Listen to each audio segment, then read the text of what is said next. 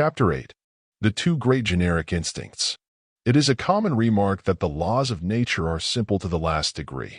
This is literally true, at least in the sense that they can generally be formulated in terms that are easily understood. The law of organic evolution constitutes no exception to this rule. Indeed, it furnishes one of the most striking illustrations of it, for it will be found upon the last analysis that every step in organic evolution, every advance in the evolution of civilization, every step in mental, moral, or spiritual development are directly referable to two primordial instincts. The first is the instinct of self-preservation, and the second is that to which the Lamarckian philosophers have given the very inadequate title of appetency. The term was doubtless expressive of all that it was intended to embrace, but, for reasons which will appear later on, it is inadequate to express all that it implies. I shall provisionally designate it as the evolutionary instinct, and define it as the instinct which impels the organic world onward in the path of progressive development. A moment's reflection will make it clear that without such an instinct there could be no real progress in the organic world. The instinct of self-preservation is merely the conservator of existing conditions and is destitute of a single impulse toward progress. It is purely self-regarding and conservative, and with that alone as a motive force the process of organic evolution would have been arrested at the threshold of sentient existence. The monera would have remained in the mass for all time, for in the absence of the progressive impulse there would have been no incentive to reproduction. The term evolution is expressive of a series of progressive changes, or a process of progressive development.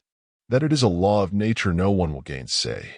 Being a law of nature, it presupposes a constant, impellent, antecedent force or energy inherent in each individual organism that is subject to the law. The only possible alternative hypotheses are miracle and chance, and either one would remove the subject matter outside the domain of law. The former, of course, cannot be considered in a scientific treatise. The latter can only be treated as a possible factor, but it is merely incidental and always subordinate. Accidents may, and constantly do, happen, and an accident may modify or control, favorably or otherwise, the orderly sequence of events naturally arising from a constantly operative antecedent cause. But neither an accident nor the result of an accident, however frequently the former may be repeated or however uniform or beneficent may be the latter, can ever be elevated to the dignity of a law of nature. The same may be said of incidents happening in the regular course of things, for they are always subordinate to the main purpose. And this is the best that can be said of the so-called law of natural selection, or the survival of the fittest. It is incidental to the law of evolution. It is not the law itself. It occurs in the natural order of progressive development, but it does not, of itself, constitute the process of development. It is, indeed, an indispensable concomitant of the process, but it is preservative, not causative. This, indeed, is all that Darwin himself claimed for natural selection. It implies only the preservation of such variations as arise and are beneficial to the being under its conditions of life, one are his words. The rest was left to chance.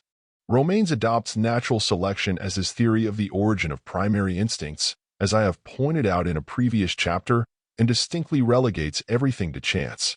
As I have before intimated, I do not object to the theory of natural selection when considered solely as the preservative element of organic evolution. But the theory, as set forth by its author and his followers, presupposes the variations or structural changes to arise from chance and not from any instinctive impulse due to the necessities of the being under its environmental conditions. The Darwinian theory is, therefore, conspicuously inadequate as an explanation of the most important part of the process of organic evolution. It is wholly negative in its character and scope, in that it fails to point out that positive, constant force or energy that could alone entitle it to a place in the category of ascertained laws of nature. This omission, as I have already repeatedly pointed out, is supplied by the Lamarckian doctrine of appetency, or, as I have designated it, the evolutionary instinct.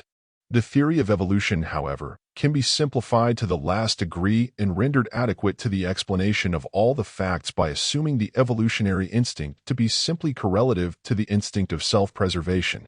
The latter has been grievously overloaded by the philosophic world and forced to perform duties that were utterly foreign to the purposes of its existence. By a system of logical legerdemain, it has been made to pose in the guise of altruism, whereas altruism is its absolute opposite. It has been burdened with the care of the family, the tribe, the state, and the nation, and charged with the duty of promoting progress, whereas it is at best but the conservator of that which ministers to self. It is, therefore, purely negative in its character, for it is utterly destitute of that positive energy which makes for progress. That energy is supplied by the instinct of evolution, and it is only by including that as one of the primordial instincts, and as merely a concomitant of the instinct of self-preservation, that a theory of evolution can be formulated that will account for all the facts. This instinct, broadly speaking, is the impulse toward improvement as distinguished from the impulse to preserve. In the lower animals, it was expended largely in the improvement of physical structure as a means of ameliorating the conditions of environment. In man, it lies at the root of all efforts toward improvement and progress in every department of human activity. It is, in short, that constant, impulsive force or energy which renders every normal human being unsatisfied with present conditions. Its absence in any field of human endeavor leads to stagnation, arrested development, senile conservatism, and consequent atrophy. It is the impulse that leads every man to accumulate the means, not only to better his own condition, but to give his children greater advantages than he himself possessed. Abnormally developed, it leads to hoarding useless wealth without reference to posterity. It is the impulse that leads the civilized municipality, state, or nation to establish educational institutions for the benefit of posterity. It is the impulse that leads to legislation for the encouragement of enterprise and for the gradual improvement of moral and social conditions.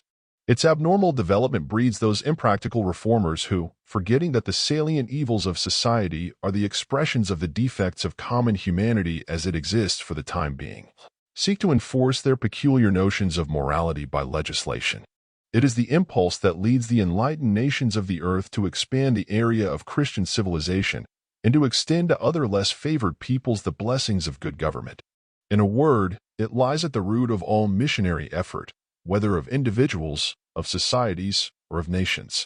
Without further illustration, it will readily be seen that this instinct may also be appropriately designated as the altruistic instinct, for its every normal manifestation is for the benefit of others, especially for future generations. It is the concomitant of the instinct of self-preservation, but that they are not identical is evidenced by the fact that one may be manifested to the exclusion of the other. Thus, some insects end their lives with the act of reproduction, while some fishes will devour their own offspring to satisfy their hunger if not prevented by their mates. Some men and women will starve themselves for the sake of giving their children an education and a start in life superior to their own, while others will starve their children for the sake of hoarding money for the gratification of their own wants and appetites. In a word, the instinct of self-preservation is just what its designation indicates, and nothing more. It is conservative, not progressive. It is preservative, not creative. It is selfish, not altruistic. Normally, the two instincts harmonize with beneficent results, for they supplement and balance each other.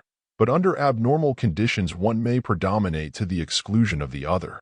In the meantime, philosophers and scientists have, from time immemorial, conspired to overload the instinct of self-preservation with burdens that do not belong to it. Thus, it is a common observation that all human actions, in their last analysis, are prompted by pure selfishness, the substratum of which is the instinct of self-preservation. By a subtle process of reasoning, they have sought to refer to that instinct the care of the parent for the child, the love of husbands and wives, the love of the patriot for his country, the love of the philanthropist for humanity, the love of humanity for God. In short, they have sought to eliminate every virtue from the human soul, or to degrade it to the dismal level of sordid selfishness. Even Christian philosophers have sometimes been misled by the plausible character of the reasoning, and some have adopted it on the score of its primal simplicity. They have even sought to show forth the wisdom of God in thus being able to convert the most inherently selfish instinct into an instrument for the promotion of the purest altruism. It is a simple proposition, it is true, but to attempt to demonstrate its truth logically involves a strain that reason itself is not able to endure. One would suppose from such reasoning that God was limited in his supply of instincts, since one is made to subserve so many antagonistic purposes. Besides, if it is true that what we call altruism is but selfishness in another form, it is still selfishness and not altruism. Therefore, altruism does not exist. The same is true of all other so-called virtues, according to their reasoning. Therefore, virtue does not exist, and all the so-called virtues of the human soul are reduced, in their ultimate analysis, to the level of that instinct that causes a cornered rat to fight for its life. This is a rough but truthful way of stating the ultimate conclusion of those philosophers who hold that the one instinct of self-preservation is sufficient to account for all the phenomena of organic and mental and moral evolution. Mr. Herbert Spencer is, perhaps, the most illustrious example. This great philosopher labors through many pages of subtle analysis to the conclusion that every altruistic feeling needs the corresponding egoistic feeling as an indispensable factor.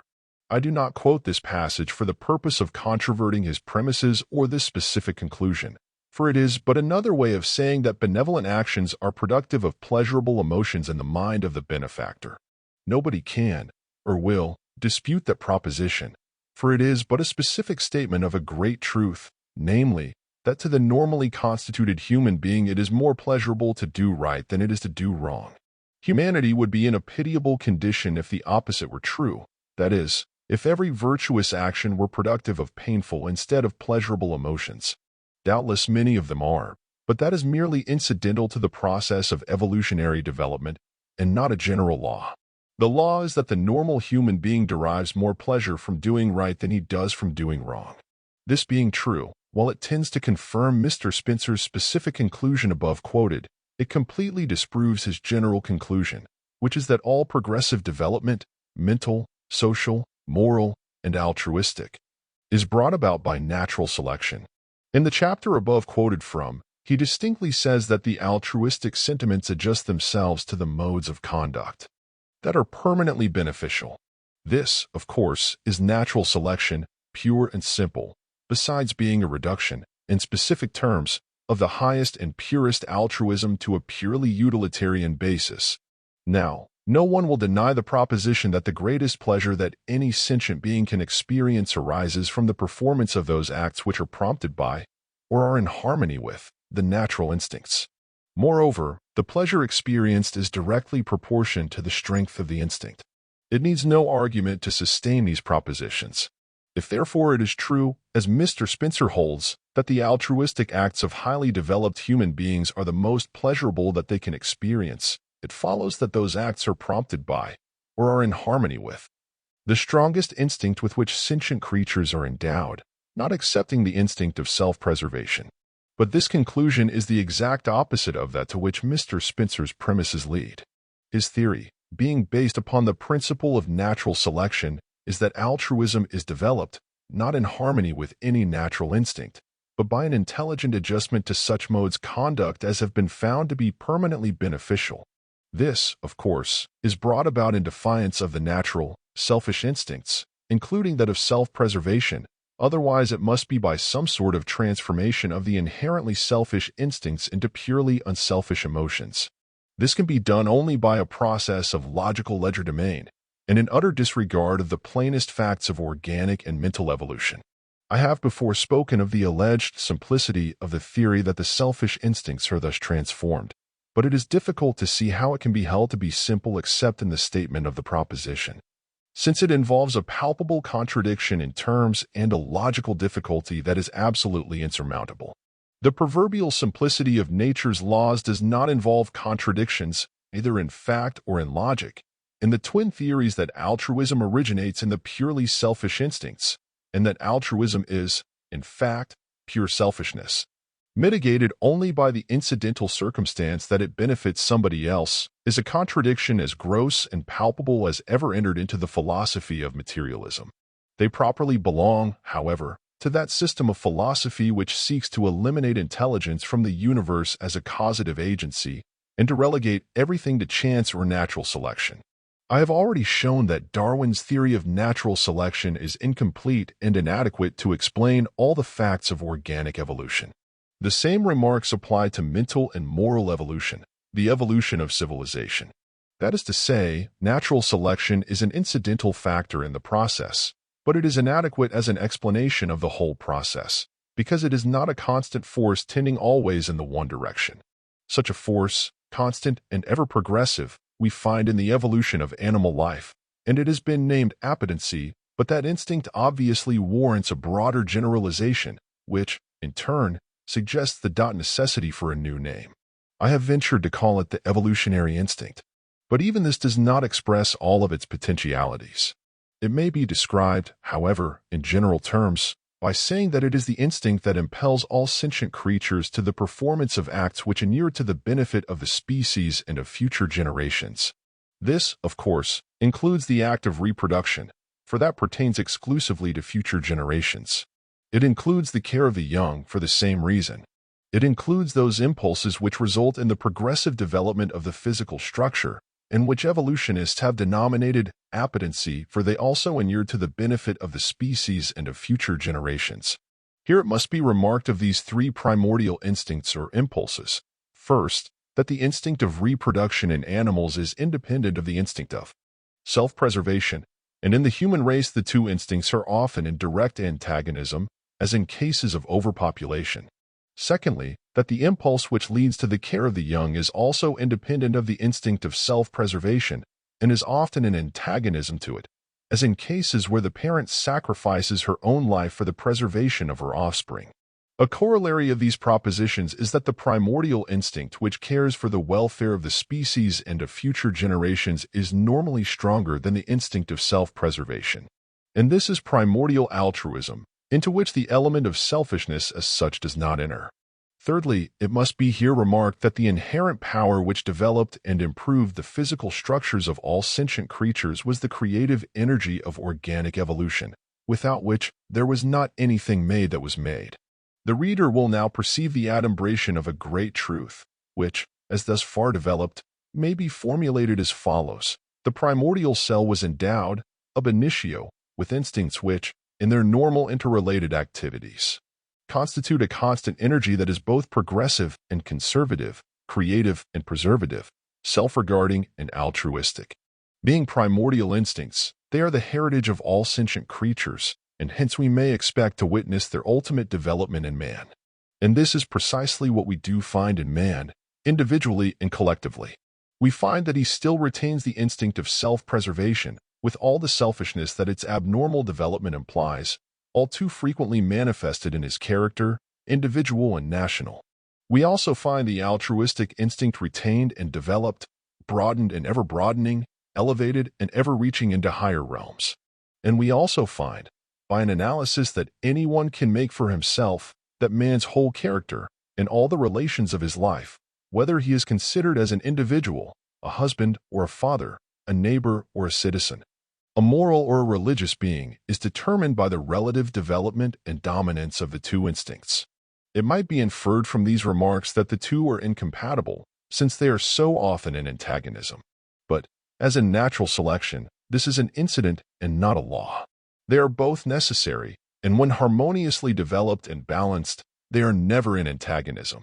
The latter is incidental to the state of transition from the animal to man, from primitive savagery to civilization. It is the mental phenomena incident to this transitory state that give rise to so much subtle analysis and sophistication on the part of those philosophers and scientists who examine monads and morals with the same microscope. These are the philosophers who find in the soul of man nothing but selfishness, no basis of human integrity but in the instinct of self-preservation, no virtue but in lack of opportunity, no altruism but in some form of self-indulgence, no religion but in fear of future punishment. Nevertheless, the altruistic acts of civilized beings predominate. Every family of children is a living attestation of this truth.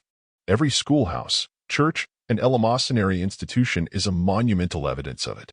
Every mission, foreign or domestic, proclaims it. Every legislative act for the benefit of future generations is an expression of national altruism. This list might be indefinitely extended without including a tithe of the acts that are daily and hourly being performed by millions of self-sacrificing men and women whose only reward or hope of reward is the consciousness that their toil will benefit others. I do not underestimate the element of self-regard that may enter into many of the acts which inure to the benefit of future generations. The two impulses, when harmoniously developed, as they are in every normal man and woman, are concomitants. For, obviously, everyone must preserve his own life if he would benefit others. But what I do say is that when the balance is struck between those acts which are performed under the impulses derived from the instinct of self-preservation and those which are prompted by the altruistic instinct, an overwhelming preponderance will be found on the side of altruism.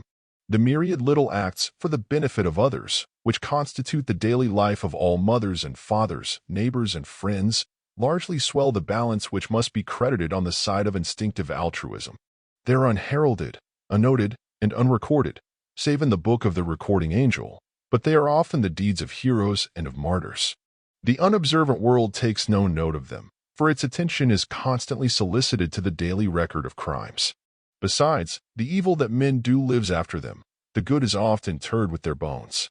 It is not strange, therefore, that the superficial observer is unconsciously led to the belief that selfishness, with its train of manifold evils, is the rule and not the exception, or that even great philosophers should come to regard all altruistic feeling as but a sublimated form of selfishness. We should not, therefore, judge the busy world too harshly for its lack of close observation, or its want of analytical power.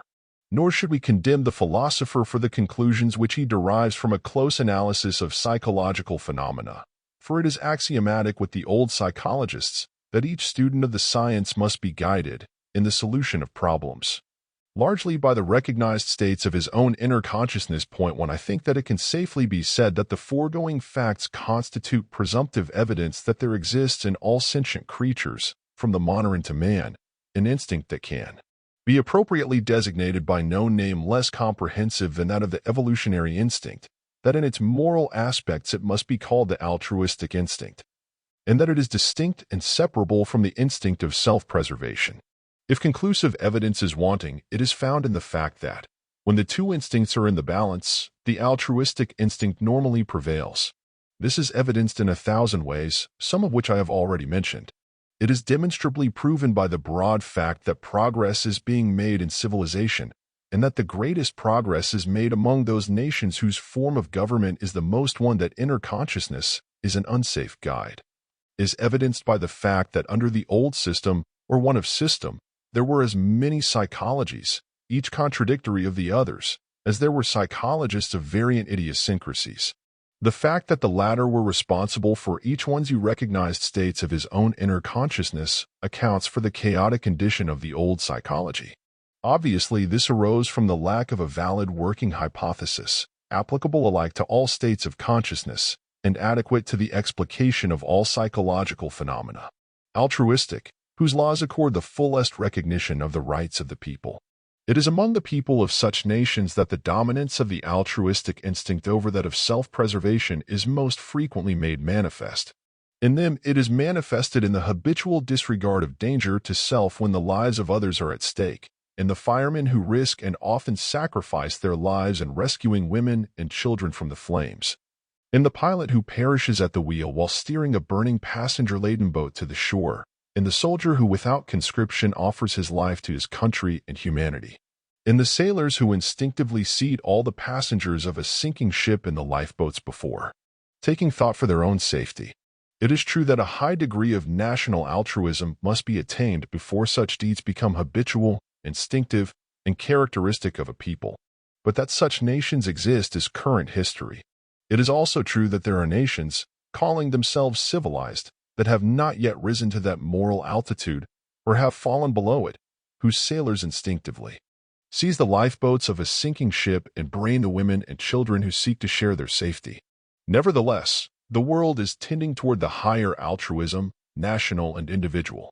There may be cases of arrested development, atavism, degeneracy, and national decadence, and one of the surest evidences of it is the habitual disregard of the rights of women and children, of which the savage brutality above mentioned is merely the efflorescence. Fortunately, however, sterility and degeneration are concomitants with a causal connection, and racial extinction, therefore, is but a question of time. Atavism, with all that the name implies, antecedent and consequent, is an incident of evolutionary development, as well of civilization as of organic life, but natural selection, or survival of the fittest. gradually eliminates all elements of antagonism to that primordial energy which is the cause of all evolution. And as that energy is as constant and as potent in the evolution of civilization as it was in the primordial cell, we may rest assured that neither the atavism of one race nor the primitive savagery of another can arrest the onward and upward progress of humanity toward universal altruism. It will now be seen that in making the foregoing remarks I have not antagonized the central idea of the most rigidly scientific evolutionist. For if there is any one thing that he labors to establish that is more vital to his hypothesis than any other, it is that the potentialities of manhood reside in the primordial cell. And this is just what I have been laboring to prove, and I submit that I have given better reasons for that belief than he has. For by showing that altruism is the dominant characteristic of all normal sentient beings, I have correlated the regnant instinct of the lowest unicellular organism with the highest attributes of an ideally perfect manhood. Nor have I antagonized the central idea of Christian theism as it was voiced by the oldest prophets. For if there is any one doctrine that is more vital to Christianity than another, it is that man was made in the image of God. And this, I submit, could not be true if altruism were not the regnant instinct of the human soul, or if its universality were not the ultimate goal of human progress. And thus it happens that the central tenet of each of two supposedly antagonistic philosophies is confirmed and illustrated by one fundamental truth. This of itself is profoundly significant, for the fact that a hypothesis is capable of harmonizing two supposedly antagonistic philosophies is a strong argument for its truth. Nor is this all. The most significant part of it is that this one instinct not only constitutes the potential energy which lies at the bottom of all physical development from the monarch to man, but it is the agency of man's mental, moral, and spiritual development from savagery to civilization, and constitutes the promise and potency of universal altruism.